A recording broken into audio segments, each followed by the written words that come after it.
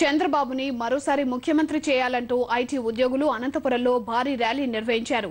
బెంగళూరు తెదేపా forum ఆధ్వర్యంలో ఎన్టీఆర్ విగ్రహం నుంచి మొదలైన ర్యాలీని తెదేపా జిల్లా ఇన్ఛార్జ్ శ్రీనివాస్ జెండా ఊపి ప్రారంభించారు. తెదేపా అధికారంలోకి రావాల్సిన ఆవశ్యకతను వివరిస్తూ ఉద్యోగులు ప్లకార్డులు, ఫ్లెక్సీలు ప్రదర్శించారు. 1,00,000 కోట్లు దోచుకున్న వారు చంద్రబాబును నిలదీయాలని అడగడం సిగ్గుచేటని, వారికి ధైర్యం ఉంటే జైలుకు ఎందుకు వెళ్లారో చెప్పాలని యువకులు డిమాండ్ చేశారు.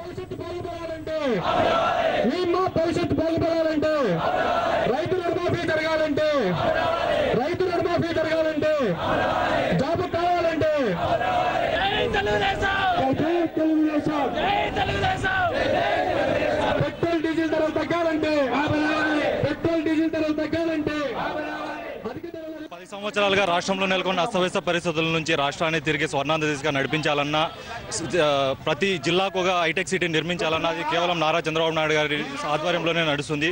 సో ఆయన్ని తిరిగి ముఖ్యమంత్రి చేయడం కోసం బెంగళూరు టీడీపీ ఫోరం ఆధ్వర్యంలో ఈరోజు వందలాదిగా తరలి వచ్చి లోకల్ యూత్ను కూడా సపోర్ట్ తీసుకొని అనంతపురం పట్టణంలో ర్యాలీ నిర్వహిస్తున్నాం. ఈ ఉద్యమంతో అనంతపురం జిల్లాలో 14 సీట్లు గెలిపించడంతో పాటు 2 ఎంపీ సీట్లను కూడా గెలిపించి తెలుగుదేశం పార్టీకి అనంతపురంలో తిరుగులేని జిల్లాగా నిరూపించడం కోసం ఈ రోజు చాలా కష్టపడుతున్నాం. జన్మభూమి రుణం కొంచెం తీర్చుకుందామని చెప్పి ఇంత దూరం వచ్చాం.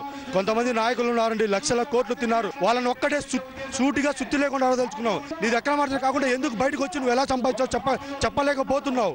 మా నాయకుడికి దమ్ము ఉంది, చేసి చూపించారు. మీకు దమ్ము ఉంటే మీరు ఎలా సంపాదించారో చెప్పండి, జనాలకు చేసి చూపించండి.